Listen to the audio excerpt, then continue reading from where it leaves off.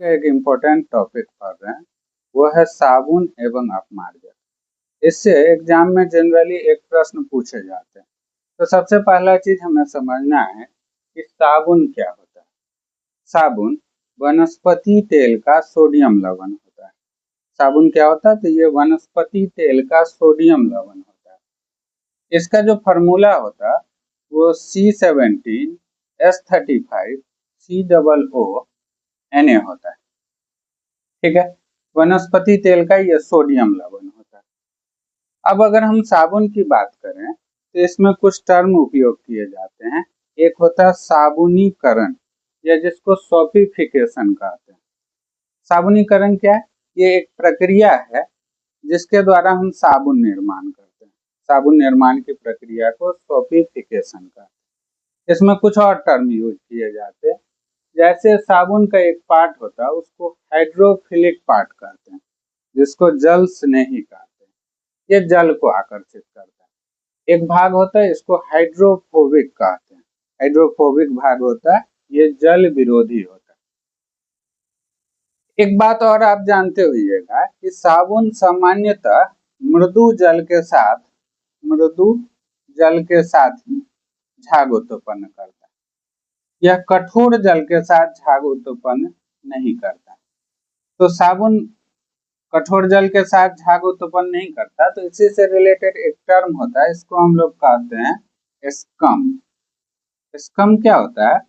जब साबुन की अभिक्रिया आप कठोर जल के साथ कराएं, यानी कठोर जल के साथ आप इस पर कार्य करें, कठोर जल के साथ इसका उपयोग करें, तो ये एक सफेद परत बना लेता।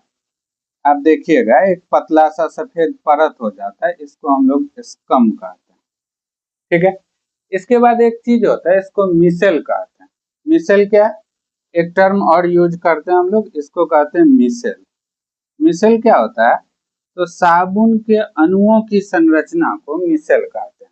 साबुन के अणुओं की संरचना को हम क्या कहते हैं? मिसेल कहते हैं। ध्यान रखिएगा। इसके बाद आप कुछ साबुन देखते हैं, जैसे हम लोग डिटोल यूज करते हैं। कहा जाता है कि ये एंटीसेप्टिक सॉप, एंटीसेप्टिक है मतलब ये कीटाणुओं को नष्ट करता है। तो इसके लिए हम लोग बायोथिनॉल उपयोग करते हैं।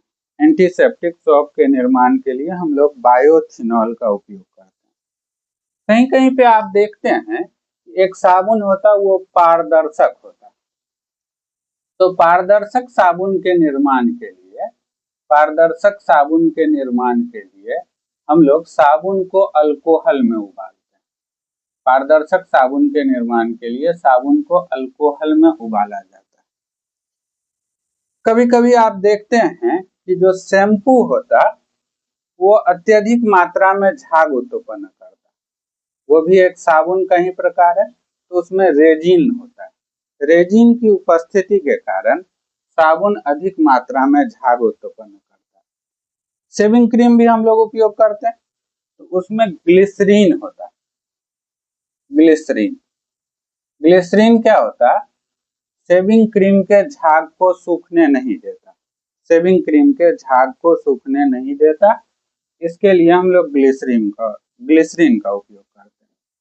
टॉयलेट सॉप की बात करें तो इसका जो पीएच मान होता है, कुछ साबुन देखते हैं उसके ऊपर लिखा होता है कि ये टॉयलेट सॉप है।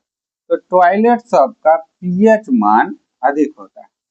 पीएच मान क्या होता है? अधिक होता है। टॉयलेट सॉप का पीएच मान अधिक होता है।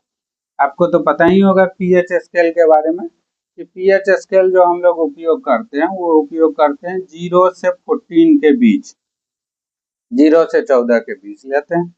0 से 7 तक जो होता है वो अम्ल के लिए होता है पीएच, और 7 से 14 जो होता है वो क्षार के लिए होता है, यानी बेस के लिए होता है। 7 किसके लिए उपयोग करते हैं? उदासीन सॉल्यूशन के लिए उपयोग करते हैं। एक बार जल्दी जल्दी इन चीजों को समझ लें। साबुन क्या है? वनस्पति तेल का सोडियम लवण। साबुन निर्माण की प्रक्रिया को सोपिफिकेशन कहते हैं। साबुन का दो भाग होता है, एक को कहते हैं हाइड्रोफिलिक पार्ट। हाइड्रोफिलिक ऐसे भाग होते हैं जो जल स्नेही होते हैं, जो जल से संयोग करते हैं। एक होता है हाइड्रोफोबिक पार्ट, जो हाइड्रोकार्बन होता है, जैसे जल का जो फॉर्मूला, ये साबुन का जो सूत्र होता है C17H35COONA, तो इसमें ये जो भाग है ये आपका हाइड्रोफोबिक है, ठीक है।